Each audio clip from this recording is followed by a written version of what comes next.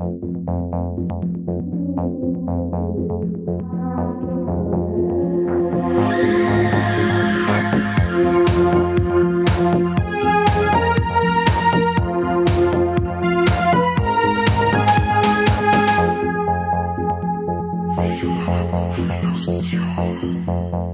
willkommen zu einer neuen Folge Viva la Movie-Illusion, der beste bayerische Filmpodcast der Welt. Zumindest das, was wir hier so produzieren, ist auf jeden Fall unser bester Podcast. Und heute geht's in dieser wunderbaren neuen Folge um Fische. Und zwar in zwei verschiedenen Formaten. Einmal in 3D und einmal ohne. Das ist auch dann im Titel so drin. Und Mike, du kannst bestimmt den Hörern verraten, um was es halt geht. Ich glaube schon, dass ich es zusammenbringe. Wir reden auf alle Fälle über Piranha 3D wahlweise dazu. Also ich habe ihn bloß in 2D jetzt noch mal gesehen am Fernsehen, aber im Kino habe ich ihn damals in 3D gesehen. Jetzt auf jeden Fall, wir reden über Piranha, das Remake von dem Joe Dante-Film von 1978. Da geht es quasi darum, dass bei einem unterirdischen Seebeben sie eine Felsspalte auftut und darunter sind ganz fiese Fische, die strömen aus und tyrannisieren eine Kleinstadt beziehungsweise eine Spring Break Party und dezimieren da haufenweise junges Fleisch. Genau. Um das geht's. Oh ja. Junges und vor allem halb nacktes bis nacktes Fleisch. Auf jeden Fall massiv viel. Wenn das Remake ist, hast du dann das Original auch gesehen? Ach, das ist lang her. Aber das ist, was ich noch weiß, war das um einiges zahmer als das, was wir mir jetzt da gesehen haben. Der Film ist auch vom Alexandre Aja, der kennt man halt für eher saftige Kost. Und zwar hat der das Hills Have Eyes Remake gemacht und High Tension, den ersten Mirrors und hat auch das Remake von Maniac produziert. Also in der Vita von dem Herrn ist einiges an Remakes vorhanden. Und außerdem, der Mo ist uns ja nicht ganz unbekannt. Wir haben ja auch bereits schon eine Folge über einen Film von ihm aufgenommen, und zwar Crawl. Ach ja, stimmt, freilich. Hast du recht. Na, der Herr hat's drauf. Also ich finde dem seine Vita bis jetzt tadellos und ich freue mich um jeden Film, den der Herr rausbringt. Also ich muss jetzt zugeben, ich habe den Film, wo der 2010 im Kino war, nicht im Kino gesehen und ich habe ihn jetzt erst vor kurzem das allererste Mal gesehen. Okay. Schande über mich, weil mein 18-jähriges Ich hätte sich tierisch über den Film gefreut. Aber naja, jetzt halt 10 Jahre später, dann schaut man sich den halt jetzt an, mit der Frau natürlich. Oh, und okay. die hat auch Spaß gehabt. Okay, passt. Und man muss sagen, jetzt bei der ersten Sichtung, und wenn ich jetzt nicht gewusst hätte, dass das vom Alexandre Aja ist, der Crawl gemacht hat, dann hätte ich jetzt mehr so in die Richtung Sharknado gedacht und halt so, ja, eher Trash-Movie. Wobei er natürlich auch viel Passagen hat, was das auch unterstreicht, aber dennoch so den Absprung findet in einen eigentlich sehr unterhaltsamen Horrorfilm, beziehungsweise in einer sehr unterhaltsame Horrorkomödie. Auf jeden Fall. Also wie gesagt, den Vergleich zu Sharknado, das ist wirklich grauenhaft. Weil der Film hat wirklich noch einiges mehr Klasse zum Bieten, als wie so ein gewollter Trash-Murks à la Sharknado. Und ja gut, also Piranha geht meiner Meinung nach als Fansblätter-Komödie da richtig auf. Also der hat damals mir alles gegeben, was ich erwartet hab. Und gut, jetzt bei der Zweitsichtung eben auch schon, ja, ist jetzt her, dass ich ihn zum letzten Mal gesehen habe, bloß wir rechnen ja fast auch wieder 11 Jahre. Und es hat sich meine Sicht jetzt auf den Film ein kleines bisschen geändert, aber im Großen und Ganzen habe ich wieder riesen Spaß gehabt. Okay, inwiefern hat sich es geändert? Du hast jetzt mehr Mitleid mit den Fischen als mit den Menschen. Ich weiß, warum die Fische die ganzen Jungen zusammenfressen. Nein, weil er meiner Meinung nach er kann über die kurze Laufzeit nicht immer überzeugen. Also er hat oftmals ein paar so Füllelemente drin, wo den Drive vom Film rausnehmen. Und da die Charaktere nicht ganz so sympathisch sind, finde ich, zirkt sich das dann manchmal ein bisschen. Aber ich möchte behaupten, dass ab Minute 55 da das Gemetzel so richtig losgeht. Und dauert dann fette 13 Minuten und in den 13 Minuten, da gibt's für den Gorehound einiges zum Singen. Oh ja, oh ja. Da merkt man aber auch den Unterschied zu Sharknado. Auf jeden Fall. Dass die Effekte und auch die Wunden, die da drin dann vorkommen oder auch die Kills, sind schon extrem kreativ. Und man kann es eigentlich nicht anders sagen, machen einfach Spaß. Ja, total. Total, da bin ich voll bei dir. Da geht's eigentlich schon los, möchte ich gleich mal von Anfang an anfangen, und zwar der Opener, den finde ich obercool. Ich weiß nicht, hast du erkannt, wer das ist in dem Boot? Nein. Das ist der Richard Dreyfuss, ist das. Das ist einer von den 3 Herren, die auf dem Boot Jagd auf den Weißen Hai machen. Gut, der Herr Dreyfuss hat jetzt quasi den Angriff vom Weißen Hai überlebt. Achtung, Spoiler. Ja, aber leider überlebt er den Angriff von die Piranhas nicht. Man sieht eigentlich da am Anfang schon, in was für Richtung das geht, wenn da die angefressene Hand vom Wasser rauskommt, das schaut schon richtig gründig aus. Dann im Vorspann, wenn man schon liest, Special Make-up FX bei Nicotero and Berger, also die sind zwei Herren der KNB FX Group, die für die Effekte von Filmen wie From Dusk Till Dawn zum Beispiel verantwortlich waren. Dann läuft dem Gorehound auf alle Fälle einmal das Wasser im Mund zusammen, weil dann geht man eigentlich davon aus, dass man einiges an Schauwerte zum Sehen kriegt. Ja, und es bezieht sich ja dann nicht nur auf die Effekte, sondern auch für die ganzen Lüstlinge unter uns. Schade, dass jetzt der Kanye nicht dabei ist, der kann da voll einsteigen. Gibt es natürlich sehr, sehr, sehr viel nackte Haut. Wobei man sagen muss, ich habe auch nicht schlecht recherchiert. Also da haben ja einige wirklich professionelle Pornodarstellerinnen mit dabei in dem Film. Ja, ich habe mindestens eine erkannt. Ich habe da nur von denen gehört, also nur gehört. Ich habe das gelesen und mir gedacht, na, sagt man nichts. Nein, ich hab dann gleich zu meiner Frau gesagt, schau hier, das ist doch die Gianna Michaels, und dann ist mir eingefallen, mit wem ich gerade sprich. Ja, ich habe dann gesagt, ja, das ist eine Schauspielerin. Ja. Und ja gut, also die Riley Steele hat ja im Endeffekt als die größere Rolle unter die Pornosternchen. Das ist quasi die mit am Boot ist bei die Wild Wild Girls an der Seite von der unglaublich bezauberten Kelly Brock, die leider noch kein Pornodraht hat. Und wie du schon gesagt hast, die Gianna Michaels ist dabei. Das ist die Dame in dem, wie sagt man da, die wo den Gleitschirmflieger fliegt, ja, den wo Füße weggefressen werden. Die mit dem zu knappen Bikini. Ja, sehr knapp. Die Ashlyn Brooke und die Brie Olsen, das ist die Tante, die quasi bei dem Unfall, vor dem Wet T-Shirt Contest mit dem Stahlseil in 2 Teile teilt wird. Also quasi die, wo am Busen in der Mitte durchteilt wird und wo der BH zuerst runterfällt und dann fällt das Oberteil ins Wasser. Also das Oberteil, der Oberteil des Körpers ins Wasser. Das ist quasi die Brie Olsen. Ja, die 4 Mädels habe ich jetzt quasi herausgefunden. Man kann meinen und sagen, was man will über Pornodarstellerinnen, Hut ab, dass man dann bei so einem Film mitmacht und dann natürlich seinen eigenen Tod so entsprechend inszeniert. Also das ist ja teilweise echt krass. Das stimmt.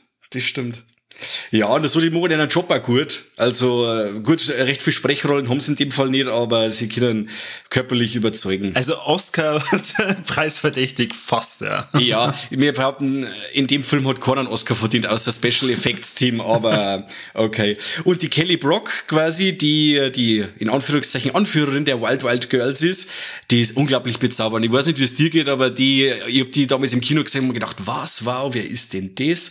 Und ja, das ist wirklich eine wunderhübsche Frau. Ist auch der neben dem Hauptdarsteller der sympathischste Charakter, finde ich. Ja, definitiv. Vor allem, wenn eine Frau mit dem umgeht, weil sie weiß, was hat, das finde ich ja immer toll. Auf jeden Fall. Aber wir haben ja nicht nur Pornodarstellerinnen am Set, wir haben ein paar richtig coole Cameos, und zwar Eli Roth, den man mir aus die Hostel-Filme kennen, oder als Regisseur von die Hostel-Filme, oder Cabin Fever und Green Inferno. Das ist der Herr, der den Wet T-Shirt Contest leitet und die Mädels da nass macht, der wo dann der Kopf spatzt wird zwischen einem Boot. Aber Christopher Lloyd hast du kennt, oder? Ja, falle an, aber einen Eli Roth habe ich auch gekannt, weil okay. Ich hab mir gedacht, Alter, schau hier, Death Proof und Inglourious Bastards. Ach, stimmt. Ja, ich bin nicht so Tarantino-affin, aber jetzt, was du sagst, stimmt, der ist halt auch jetzt mit dabei, gell? Ja, da sind mir fast Augen rausgefallen. Da habe ich mir gedacht, und genau so eine Rolle, da darf ich ja sofort mitmachen. Bei Death Proof, beim Inglourious Bastards ist er der Bärenjude, oder? Ja, genau. Geiler Name. Ja, gut, Christopher Lloyd, der Doc aus Zurück in die Zukunft, spielt eigentlich dieselbe Rolle wie in Zurück in die Zukunft auch. Nur, er ist jetzt schon ganz schön alt worden, meine liebe Frau. Und jetzt ist der Film aber schon wieder 11 Jahre alt. Ja, wer noch dabei ist, ist ziemlich cool, der Chris O'Donnell, der Kameramann und Produzent von die Wild Wild Girls. Den kennt man, das ist der dicke Junge aus Stand By Me. Wolleck, jetzt werden ein paar Leute jetzt sagen, Wolleck, das ist der Wahnsinn. Ja, schaut's noch mal nach. Das ist auf alle Fälle der Dicke. Genau. So schaut's aus. Ja, Wahnsinn. Aber der Hauptdarsteller, der den, wie heißt jetzt der Jake Forrester, oder? Spielt? Ja. Der Stephen R. McQueen, der kommt nimmer in so vielen Filmen vor dann. Also der hat anscheinend mit Piranha nicht unbedingt den Absprung dann zum Filmstar geschafft. Gar nicht. Weil es ist ja so, dass die Kelly Brock-Sekten hat man dann leider auch nicht mehr so viel in Filmen gesehen. Aber okay, sie hat auf alle Fälle in Piranha einen sehr eindrucksvollen Auftritt hingelegt. Einen bleibenden Eindruck hinterlassen. Auf jeden Fall. Und ich muss bei ihrer Szene jetzt mal an Musik denken, oder mir gefällt ja jetzt mal die Musik voll. Ich bin zwar jetzt nicht so der Techno- oder Rave-Freak, aber die Musik, die da in die Partyszenen läuft, finde ich auch saugeil. Also die haben es wirklich, da wird man auf alle Fälle immer sauber mit, wenn man sich den Film anschaut. Ja, also sagen wir mal jetzt, nachdem ich es das erste Mal oder zum ersten Mal gesehen habe, ist mir das jetzt weniger aufgefallen, weil ich tatsächlich auch von Anfang an nach dem Opener schon darauf gehofft habe, dass die Piranhas gleich loslegen, weil mir ehrlich gesagt dieses Spring Break Gedöns irgendwie tierisch aufgeregt hat und ich mir dann gedacht habe, die werden alle sterben. Aber es hat dann, ja, wie du vorhin schon gesagt hast, ein bisschen gedauert, bis dann losgeht. Aber jetzt muss ich schon nochmal blöd fragen, weil den Vergleich, den ich vorhin gebracht habe mit Sharknado, das war jetzt weniger, also ja, natürlich in Sharknado geht's ja um einen Tornado mit bissigen Fischen, da haben wir auch bissige Fische in dem Film.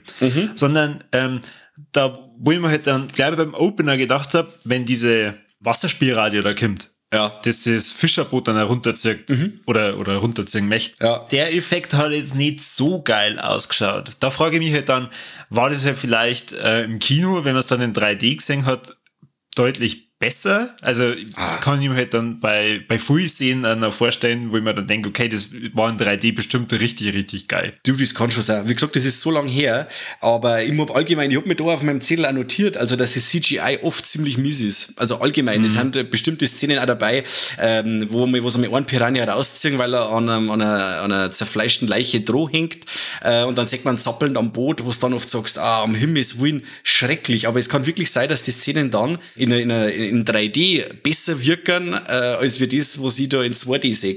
Aber wie gesagt, ich habe jetzt da keinen Vergleich. Die Kinosichtung ist zu lang her. Okay. Einen Tag vorher war mein Bruder bei mir und die haben gefragt, hey, ich muss noch einen Film gucken für einen Podcast. Entweder ich schaue mir Piranha an oder ich habe mir dann mit ihm das Ding angeschaut, was natürlich auch richtig geil war. Aber bei Piranha hat er dann gesagt, nein, den hat er mit 17 im Kino gesehen und das ist für ihn so ein Film, wo man nicht genau weiß, kriegt er jetzt einen Ständer oder nicht? so ein stetiges Auf und Ab zwischen ich scheiß mir fast in die Hosen und huiuiui, jetzt geht's aber gleich los. Ja, sagen wir es mal so, wieder die magische, ab Minute 55 kannst du es auf alle Fälle mit dem Ständer hübsch vergessen, meine ich, weil dann wird's zu krass. Oder du sollst wirklich, wenn du bei der Szene dann einen Ständer kriegst, vielleicht einen Arzt aufsuchen. Ja, dann stimmt irgendwas nicht. Ja, dann stimmt auf alle definitiv was nicht.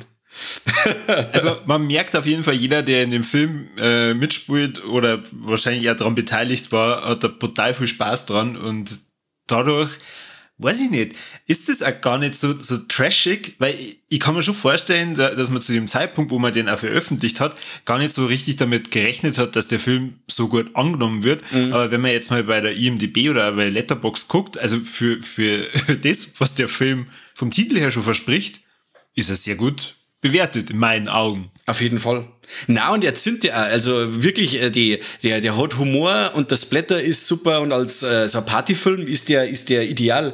Er nimmt sich selber nicht sonderlich ernst, es ist alles, passiert alles wegen mit das am Augenzwinkern, aber wie gesagt, da sind trotzdem alle Splatter-Szenen dabei, die wo richtig hart sind, die wo die dann richtig aus der guten Laune ein wenig rausreißen, aber der Vergleich dann dazu zu Sharknado ist halt eben, dass die Filme halt, die wollen halt mit aller Gewalt schlecht sein, die sagen den Zuschauer die ganze Zeit, hey, servus, ich bin richtig schlecht, schau mich an und hab Spaß und verzeih alle, wie schlecht dass ich bin und super. Und das möchte Piranha nicht. Piranha ist das, was er ist und das macht Spaß. Und deswegen habe ich mit den Sharknado-Filmen an sich eben ein Riesenproblem, wo viele Leute sagen, ja, ich stehe auf so Trash-Filme wie Sharknado. Ich sage, ja, das ist aber kein Trash. Das ist immer ein Unterschied zwischen gewollten Trash und einem richtigen Trash-Film in Richtung Troma oder sowas in der Richtung. Aber wie gesagt, Sharknado, das ist für mich so richtig kalkulierter Blödsinn mit ganz miese Effekte. Das System hinter dem Sharknado, das nutzt ja nach den ersten Filmen schon ab. Dann haben wir aber die Nummer 5 Filme drauf von dem Scheißdreh. Ja, ich komme da nicht klar damit. Aber gut, es gibt bestimmt viele Leute, die da Spaß haben. Und auch wenn man die Filme dann wieder sieht mit dem Kalkofe im Hintergrund, eben mit dem Schläferz-Hintergrund, ist vielleicht auch wieder was anderes. Aber an sich finde ich die Filme schon wirklich unterirdisch und unterhalten mich nicht einmal mehr. Ja, also gut, der Vergleich, der kommt halt wirklich jetzt nur wegen die Anfangseffekte, wo ich halt dann mir auch gedacht habe, okay. Wie wird es jetzt im Rest vom Film, wobei man sagen muss, auch beim restlichen Film, wenn es dann in der Höhle dann Sand, also in diesem Unterwassersee, das schaut dann schon wieder echt gut aus. Und auch die Piranhas selber, die wirken ja echt und, oder was heißt echt? Halt für das, dass die Dinosaurier Piranhas sind, wirken echt. Ja, auf jeden Fall. Nein, und die haben auch ein Gewicht, weißt du, das ist ja nicht so, dass das wirklich bloß so eine lapprige CGI-Scheiße war, sondern die haben wirklich auch ein Gewicht und strahlen auch Bedrohung aus und ja, ich find's toll. Haben sie gut gemacht. Na, wirklich. Hast du dann, weil es gibt ja Fortsetzung dazu, hast du den 2er auch gesehen? Ja, lang ist her, aber den kann man wirklich komplett retzen. Also das geht dann wieder in Richtung Sharknado. Also da haben sie wirklich versucht, okay, das System ist aufgegangen beim ersten Film, Splatter, nackte Haut und Humor und sie übertreiben es einfach komplett. Also die Effekte werden schlechter, die Gags werden lahmer und ja, Spannung gibt's da gleich null und wirklich, es hat wirklich das Sharknado-Niveau. Also die Fortsetzung ist absolut nicht zum Empfehlen. Zum Beispiel ein kleiner jetzt Szenenvergleich mag ich nicht sagen, aber der Vic Rames kriegt ja quasi am Schluss von Piranha die Füße wegfressen vor die Piranhas. Ja. Und er spielt dann in der Fortsetzung wieder mit und hat dann Eisenfüß, so Roboterfüß zum Beispiel. Oder dass ein Schauspieler auf einem Ding sitzt, auf so einem Golfwagen und dem wird dann der Kopf abtrennt durch ein Stahlseil, aber gut, es kann der Kopf gar nicht abtrennt werden, weil du kannst da mit dem Golfwagen gar nicht so langsam fahren. Weißt du, das sind so Sachen, das ist einfach mit aller Gewalt schlecht. Und natürlich haben wir da noch ein Ding dabei, meine ich, sogar ein David Hasselhoff. Ja, nein, also das ist wirklich eine Farce im Vergleich zum ersten Film. Hat aber dann auch der Alexander Ajar nichts mehr damit zum Tor gehabt. Also soweit ich weiß nicht. Nein, soweit ich weiß nicht. Der gibt sie für sowas nicht her. Na, aber also wer den noch nicht gesehen hat oder nicht wirklich was bisher damit anfangen konnte, für Leute, die auf Horror und so ein bisschen Splatter stehen und einfach mal so einen, ja, wie soll ich sagen, gemütlichen, lustigen Horrorfilm mal gucken wollen, dem kann man das voll empfehlen. Also ich habe Spaß gehabt, meine Frau hat Spaß gehabt, trotz des Fauxpas, dass ich da eine Schauspielerin erkannt habe. Also von dem her volle Empfehlung. Ja, voll. Nein, also wer auf Filme steht wie Braindead oder sowas oder Deathgasm oder sowas in der Richtung. Ja, auf jeden Fall bei Piranha auch zuschlagen. Gut, gibt sogar eine kleine Hommage an Braindead, wo wir gerade bei Braindead sind. Es wird eine Frau von der ihre Haare verfangen sie in einem Außenbordmotor und der fängt dann wieder das Laufen und dann reißt sie quasi die ganze Gesichtshaut mit runter. Und die Szene gibt's so in der Richtung auch in Braindead zum Beispiel. Also man sagt dann auch, wo der Alexandre Ajar sich ein wenig inspirieren hat lassen und wo er wo man sagt, wo seine Lieblingsfilme ein wenig so sind. Der Ding hat zum Beispiel auch noch einen kurzen Auftritt, einen kurzen, der Effektspezialist eben Craig Nicotero, der eben auch bei Walking Dead ganz dick drin ist, der tragt am Schluss nach dem Gemetzel auch über die Frau raus. Also das ist ein langgezogener, grauhaariger Typ, der tragt eine Frau raus auf die Schultern und die ist quasi in der Mitte zweiteilt. Das war zum Beispiel der Craig Nicotero. Ah, okay. Genau. Was er mit der Frau wohl gemacht hat? Ja, ich weiß nicht. Nimmer viel. Ja, was darfst denn du sagen? Weil, sagen wir mal, es kommen schon sehr viele Charaktere vor in dem Film. Und es tun sie ja dann mehrere Handlungsstränge mehr oder weniger ab. Also man muss sagen, es ist einmal diese Spring Break Party, die man dann da sieht, wo dann ein Gemetzel stattfindet. Dann gibt's aber einen Jugendlichen, der eigentlich auf seine 2 kleinen Geschwister aufpassen soll und dann aber durch irgendeinen dummen Zufall mehr oder weniger einen Job angeboten bekommt bei einem, Pornoproduzenten oder zumindest einem, der halt so, ein paar Pornoclips dran will, damit er ihn auf einem Schiff rumführt, weil er natürlich ein Einheimischer ist und der Pornoclip-Produzent ist halt momentan einfach nur mit seiner Crew da zum Filmen und zum Spring Break, einheizen. Die Geschwister von ihm haben dann nur so einen kleinen Handlungsstrang. Seine Mutter hat einen Handlungsstrang, der sie zwar dann mehr oder weniger bei der Spring Break Party abführt. Und dann gibt's ja noch die Forscher, die dann diesen Unterwassersee entdecken. Also, weiß ich nicht, ab einem bestimmten Zeitpunkt war es mal ein bisschen früh. Da haben wir gedacht, aber jetzt darf es langsam wieder mal zu die Piranhas gehen und richtig losgehen. Ja, das ist das, was ich gemeint habe. Also, das ist, dass er halt, für mich hat jetzt der Film halt eben ein paar Längen auch, weißt du, und das ist halt, er versucht ja wirklich immer was zum Zeigen, also durch die verschiedenen Handlungsorte und Handlungsstränge, die wo dann auch wieder teilweise zusammenführen und so, versucht halt der da ein wenig eine Abwechslung reinzubringen. Und ich finde persönlich, dass ihm die Abwechslung auch nicht schlecht tut, weil wenn du nur die ganze Zeit immer auf einem Platz bist und an sich war das reine Abfilmen die ganze Zeit vor dem Spring Break, das war total fad. Also egal wie attraktiv wie Hintern da rumwackeln, es wird halt mit der Zeit einfach langweilig und es hat nicht wirklich, es wird dann ermittelt quasi, wo kommen die her, warum haben die so gefräßig oder warum haben die so groß und hat das so Sachen und ich finde halt das schon, dass der Film das auch braucht, damit er auch den Zuschauer ein wenig bei Stange hält. Ja. Muss ich schon sagen. Und auch, wie gesagt, gut, bestimmte kleine Handlungsstränge hätte man auch weglassen können, wie das mit den 2 Geschwistern. Aber der Film hat ja bloß ohne Abspann 80 Minuten. Jetzt, wenn du dem nochmal was nimmst, dann bist du irgendwo dann gerade noch bei 70 Minuten und, oder 75 und dann wird's dann schon happig, möchte ich fast behaupten, dass dann der Film einfach zu kurz wird. Dass die Produzenten dann sagen, okay, so können wir den nicht ins Kino bringen, weil der einfach zu kurz ist. Ich finde, diese Unterwasserhöhle, das hätte man vielleicht noch ein bisschen strecken können, noch ein bisschen ausbauen. Das war sehr atmosphärisch, das hat mir auch voll gefallen. Die Höhle an und für sich oder die komplette Szene? Weil die komplette Szene. Okay. Weil ich finde auch, dass der Angriff dann auf die Dina Meyer, meine ich, ist das, oder? Die, wo dann da zusammengefressen wird. Die 2 Taucher. Aus Starship Troopers. Ja, und das finde ich ultra bedrohlich. Also das ist etwas, wo es mein absoluter Albtraum war, sowieso unter Wasser von irgendwas angegriffen zu werden, aber da unten in so einer schwarzen Höhle und dann wirst du von was angegriffen, wo du nur schemenhaft siehst und wo du quasi auf einmal erst mitkriegst, dass das da ist, wenn die Fackel entzündet und ich fand die Szene wirklich extrem unangenehm und auch wirst die dann rausziehen, wie die dann ausschauen. Also manchmal da meinst du wirklich, hey, ja cool, die haben es jetzt früh nur erwischt, die ziehen es jetzt raus und dann ziehen sie es raus und dann schauen die aus wie durch ein Wolfdraht. Also wirklich, das ist auf kürzeste Zeit, haben die Piranhas so extrem effektiv und fieseln Leid ab, das ist wirklich irre. Naja, wobei, also jedes Mal, wenn sie jemanden ausgezogen haben, habe ich nicht damit gerechnet, dass da nur jemand lebt. Ja, ich denke mal schon wieder. Und vor allem, wenn es dann wieder so Charaktere hast, die du eigentlich gern magst, wo du sagst, ja, jetzt haben sie ihn und jetzt ziehen sie ihn aus, ja, dann gegen einen Herrn Fürs ab oder er ist dann wirklich so abgefieselt, dass aber eigentlich bloß noch ein Deck drüber schmeißen brauchst, weil nichts mehr hilft. Also, ja, ich habe doch noch für ein paar Charaktere dann gehofft, dass das gut ausgeht, aber oftmals haut's nicht hin. Du meinst für Kelly Brook? Ja, zum Beispiel. Das hätte es nicht mehr braucht. Na, der hätte es auch gegönnt. Ja. Aber schaut euch den Film über selber an. Unbedingt. Deswegen, weiß nicht, hast du noch irgendwelche Hintergrundinfos? Sonst darf man gleich übergehen zu, was hat uns gefallen und was hat uns nicht gefallen. Ja, das können wir gerne machen. Dann darfst du anfangen. Okay, was mir nicht gefallen hat, und jetzt mal wieder, das ist die nervige Tequila-Trinken aus dem Bauchnabel-Szene.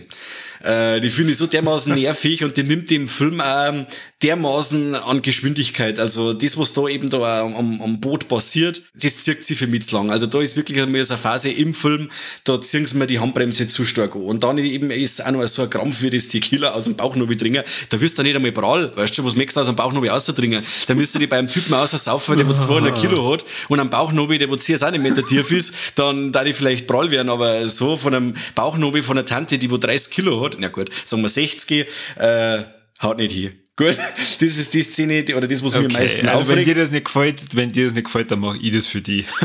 Du kannst aus meinem Bauchnobel trinken, der war hübsch tief. Ja, nein, da geht's ja nicht da geht's ja weniger darum, dass du den Tequila dann trinkst, sondern praktisch, dass du am Ende dann die Frau mehr oder weniger ableckst und küsst. Ach so, ja, bin ich so der Romantiker. Ach so. Ja, und was ich voll geil finde, das sind halt, wie gesagt, die ganzen Effekte rund um den Film und die extreme Kreativität, wie die Leute abtreten. Und das ist auch der absolute Pluspunkt des Films und das ist auch der Wiedererkennungswert des Films. Und wenn da wirklich Leute über Piranha reden, dann wird hauptsächlich ja, wie gesagt, entweder über die Mädels geredet oder eben übers Blutvergießen. Und das ist in dem Film wirklich irre geil gemacht. Ja. Und wie schaut's bei dir aus? Ja, also negativ habe ich ja vorhin schon angeteased mit dem Vergleich zu Sharknado wegen den Effekten, dass ich die Effekte halt an vielen Stellen billig gefunden habe. Ja, was ist billig? Sie schauen halt dann für das, dass die Piranhas dann eigentlich schon wieder echt geil gemacht sind, schauen halt manche Effekte dann ja seltsam aus. Aber ich hab den natürlich jetzt auch nicht in 3D gesehen. Es kann sein, dass das in 3D ganz anders wirkt. Das kann schon sein. Es ist ja, jetzt muss ich nämlich kurz unterbrechen, in 3D anders wirkt. Es gibt ja, ich weiß nicht, ob dir das aufgefallen oder mir fällt das immer persönlich auf, wenn ich weiß, es ist ein 3D-Film, wenn's da während des Films die ganze Zeit irgendwelche Sachen ins Gesicht halten, also mit aller Gewalt irgendwie. Einem schmeißen sie einen Drink auf, weißt du, also ein Glasl mit Limo oder was weiß ich, und die schmeißen es direkt am Zuschauer hin und so. Das finde ich halt immer extrem auffällig bei solchen Filmen, dass da, ja, dann weißt du eben, das ist ein 3D-Film und so. Das ist ja ganz krass bei My Bloody Valentine 3D, da wo die ganze Zeit wirklich irgendetwas ins Gesicht gehalten wird, wo es ja in 3D ziemlich cool ist, aber wo es halt ohne 3D dann ein wenig affig wirkt. Ja, ich meine, es ist ja verzeihbar für das, dass man ja weiß, okay, ich schaue mir den jetzt gerade nicht in dem Originalformat an oder in dem Format, wo es der Regisseur eigentlich dafür gedacht gehabt hätte, aber jetzt halt gerade bei dieser Spirale da am Anfang, das fand ich halt, hat halt den Einstieg in den Film ein bisschen abgeschwächt. Ja, nein, gib mir dir recht. Spätestens beim Gemetzel war ich dann schon wieder voll zufrieden, hab mir dann gedacht, boah, lecker, Meister der Effekte, Wahnsinn. Auf jeden Fall. Nein, es ist ja so, dass Wasser an sich ja auch ziemlich schwarz zum Animieren ist. Das ist ja wie bei Haare oder sowas. Das ist halt auch 2010 einfach schwarz zum Animieren gewesen. Und ich gebe dir da total recht. Das schaut nicht sonderlich stark aus. Ja. Aber cool ist halt am Anfang, dass man halt weiß, das ist der Richard Dreyfuss aus Jaws. Und der geht jetzt da beim Anglertrip einfach drauf. Ja, das ist dann natürlich schon cool. Ich hab nicht erkannt. Jetzt weißt du das. Jetzt weiß ich es. Jetzt ist er noch besser, der Film. Genau. Und da draußen wisst ihr es auch. Und positiv, ich mag einfach Horrorkomödien und da nur mit dem erotischen Touch, sage ich jetzt mal. Es gibt sehr viele, sehr schöne Szenen, wo man das einfach mal so ein bisschen genießen kann. Da schwimmen halt dann zwei nackerte Mädels umeinander und da schaut man halt dann einfach so zu und dann versteht man auch, warum der Pornoregisseur da so geil drauf ist. Aber dann dauert es nicht lang und dann kennen wir schon wieder die Piranhas. Aber sagen wir mal, so dieser Mix, der macht einfach wahnsinnig viel Spaß und ich fand ihn cool und Daumen hoch. Auf jeden Fall. Weißt du, weil muss ich schnell anschließen, weißt du noch, was der Chris O'Donnell sagt, wenn er drauf geht am Schluss? Wenn er ihm die Decke runterzieht und er spuckt das Blut aus, was sagt er dann da? Wet T-Shirt, oder? Wet T-Shirt Contest, glaube ich. Das ist so geil, das ist so affig, aber wirklich, ja, wie du sagst, das ist ein Riesenspaß. Gut, und dann kommen wir nur zum Triple Threat, der wird nämlich sehr interessant. Ja, der wird interessant. Und zwar, sie war Titten. Massiv viel.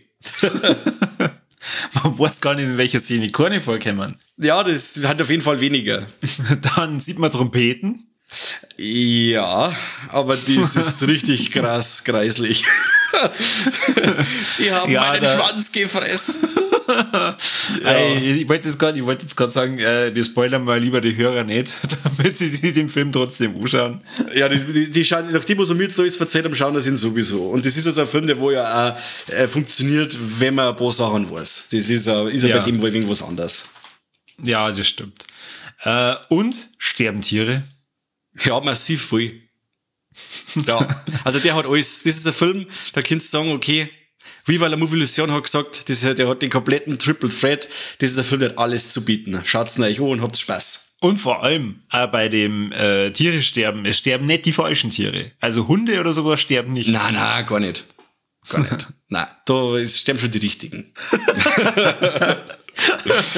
Okay, gut, ihr habt's gehört. Er hat sämtliche Schauwerte, die man braucht, und wir haben euch einen Top-Horror-Komödienfilm empfohlen.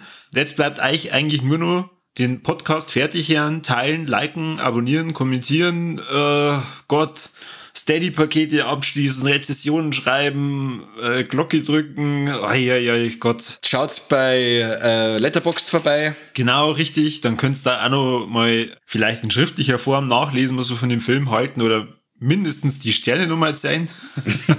Ja, ansonsten gibt's eigentlich nicht viel zum Sagen. Schade natürlich, dass der Kani nicht dabei war. Der hätte sie hier noch köstlichst über nackte Haut amüsieren können, aber beim... Auf jeden Fall, und der hätte bestimmt eine Pornodarstellerin mehr gefunden. Meinst? Ja, bestimmt. Der weiß das, der weiß sowas. Ja, okay. Wahrscheinlich schon. Der hätte fast jede namentlich gekannt, der hätte da genau sagen können, in welcher Sekunde passiert was. Also zum einen, wann ist die Nacker zum Singen und wann stirbt's? Vielleicht machen wir irgendwann nur mal einen Podcast über den zweiten. Nein, aber niemals. Wahrscheinlich eher nicht. Niemals. Vielleicht einmal in einem Podcast über beschissene Fortsetzungen. Okay, passt. Gut, dann vielen Dank fürs Zuhören und bis zum nächsten Mal beim besten Podcast der Welt. Macht es gut. Servus.